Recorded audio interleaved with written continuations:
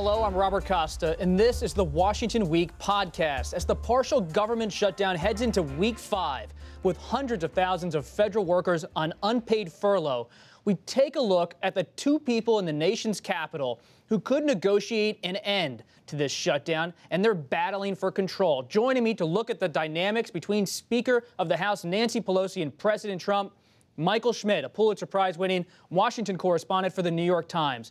Laura Jarrett, Justice Department correspondent for CNN. Kelly O'Donnell, White House correspondent for NBC News. And Jake Sherman, senior writer and co-author of Politico's Playbook. He's known for the book, The Art of the Deal, and she's been making deals with lawmakers on Capitol Hill for 3 decades. Now they're facing off in the longest government shutdown in history. Each one of them feels they have a strong position, but no one wants to budge at this point. Two powerful players. Kelly, what do you make of this new power dynamic in Washington? What has the shutdown told us about how 2019 is going to play out? I think past shutdowns that we've covered were about issues and numbers and exchanging things of value. This feels existential, that for President Trump, this is about his presidency, it is about his reelection, because the wall is his core issue in the larger issue of immigration and national security. For Speaker Pelosi to come back to the gavel at a time when she was so responsible for helping Democrats secure the House, it's existential as well. To begin her time and to see where Democrats go, they are believing they were sent to Washington to block the president.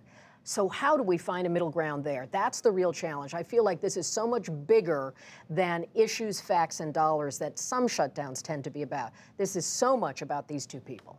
She seems to relish it, Jake. The moment, the challenge, the foe.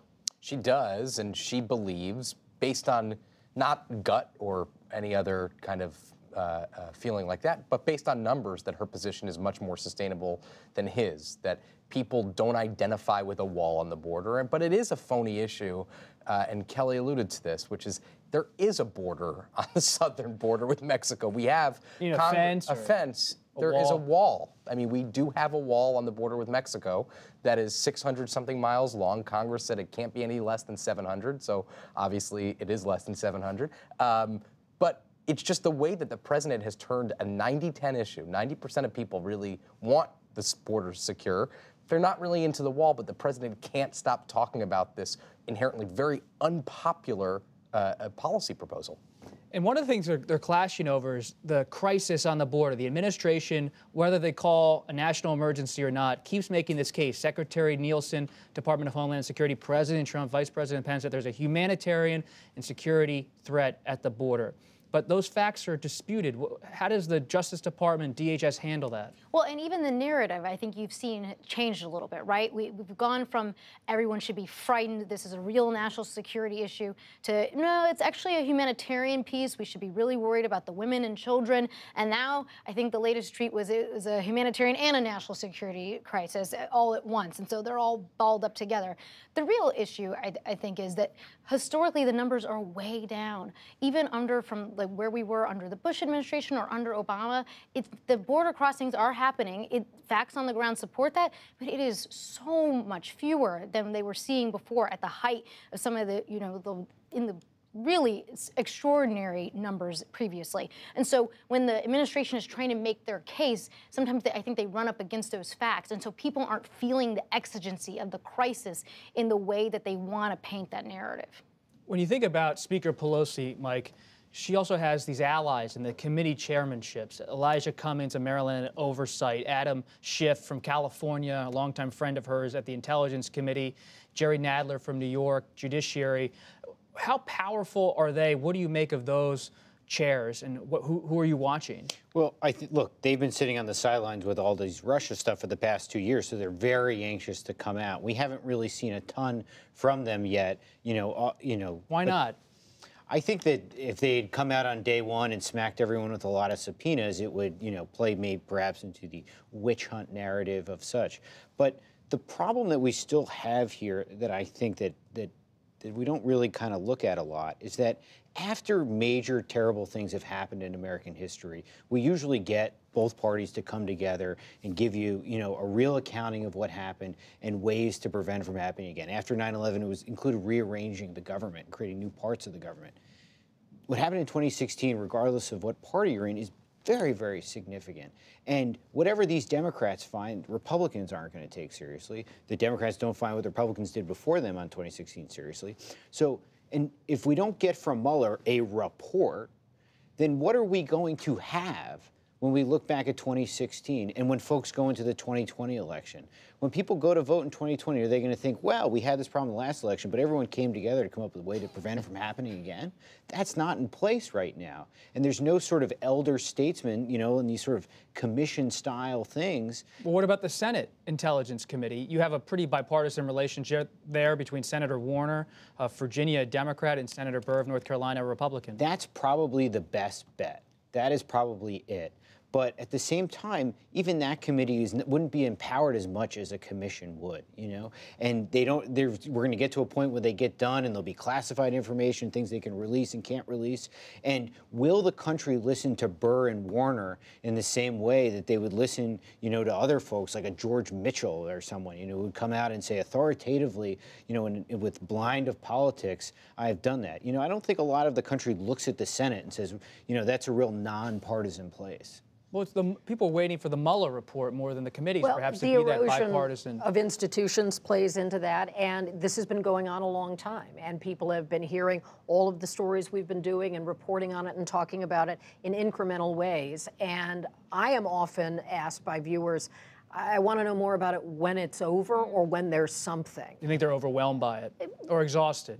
I mean, we live in this world and find, a lot of interest in each incremental development. A lot of people are living their lives. And when you see the shutdown and you go out across the country and find out all the places where people work for the federal government and are suffering now, and all of the tributaries and ripple effects, if they're not buying lunch, that affects the mom and pop diner on anywhere USA where federal workers are. A lot of communities are anchored by their federal businesses in places all across the country where a whole community is kind of economically centered around the fact that there are good paychecks from the federal government. Right now, we're seeing how that's being tested. I go to the White House for work every day, and I talk to Secret Service agents, and a number of them, and I ask them, and it's not for reporting, it's for conversation, but they feel it too, and they're on the job with the responsibility of protecting, a centerpiece of American life and the president. And what did you tweet on Friday about President George W. Bush? Delivering pizzas to Secret Service agents? Yes, and calling for an end to the shutdown. So despite the fact that there are legitimate ideological divides that have created this shutdown, there are real-world consequences and a cost to the economy and a cost to all kinds of people. And this is government not functioning. And people don't like that. They want the people they send to Washington to be able to get something done. So the malaise of not believing in institutions and being frustrated only is exacerbated by all of this. When do federal workers start really pressuring Democrats to make a deal with President Trump, or maybe that never happens? I think that's always been the question in all of this, is who was going to blink first, because who's feeling the political pain. I mean, they've already missed, I think, at least one pay period now.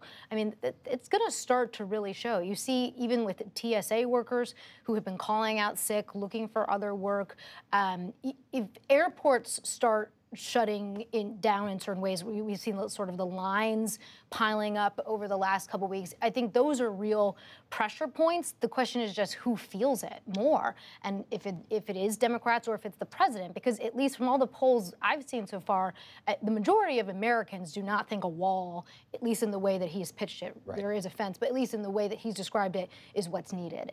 And so if they feel like their paycheck is being held up over the wall, do they punish him for that? I do think, though, that we have ample evidence that Congress has not been, at least in recent memory, responsive to national crises. I mean, no matter what your politics are, there have been a rash of shootings. I mean, everywhere from grade school to malls and movie theaters, and Congress has not done anything really on either party to curb that violence. So I just think that there isn't always an immediate response from our legislature to things that are considered national emergencies. Right. And we think when you pull, you had something, well, Mike? The thing that when I look at what could be a trigger and what could solve this is, what does Donald Trump care about?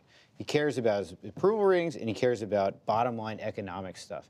And he loves his economic numbers. And if this starts to drag the economy down and jobs are down and there's a reduction in growth, then maybe that would put the pressure on him to say, look, I can't have the federal government shut down like this. It is really hurting the economy. Nancy Pelosi talks about, we want our values. The president likes his victories. Figure out the terms to define that, where she can say that the Democrats are standing up for their values and the president has some win in some form to say he stood up for the things that he believes in, which national security, the wall, immigration, those sort of things. It's really about defining the press releases when it's over. That's where we have to get. And there are these two political titans, Speaker Pelosi, President Trump. But Speaker Pelosi, President Trump has his rivals certainly on the right. But you saw newly elected New York Congresswoman Alexandria Ocasio-Cortez, over 2 million Twitter followers. She walked around the Capitol this week with freshman challenge Majority Leader Mitch McConnell. She's driving a lot of the discussion, as well as Speaker Pelosi. They're not rivals, but she's competing for that spotlight. She is, and I don't think Pelosi minds that, to be honest with you. I think Pelosi benefits politically from having younger people who are different both in demeanor, style, age. I mean, any number of differences. She benefits from them taking the spotlight and them getting out in front of issues and them joining the battle with Mitch McConnell, and she doesn't have to do it as much. And I think that's a benefit to her. But what Kelly said is so right. Like, there is such an easy way for both sides to declare victory here. Neither side is ready to, and neither side is even talking about when they might be ready to. A victory here for both sides is really easy. They just have to get to accepting it. We'll leave it there. That's it for this edition of the Washington Week podcast. You can listen wherever you get your podcast or watch on the Washington Week website. While you're online, check out the Washington Weekly News Quiz. I'm Robert Costa. Thanks for joining us. See you next time.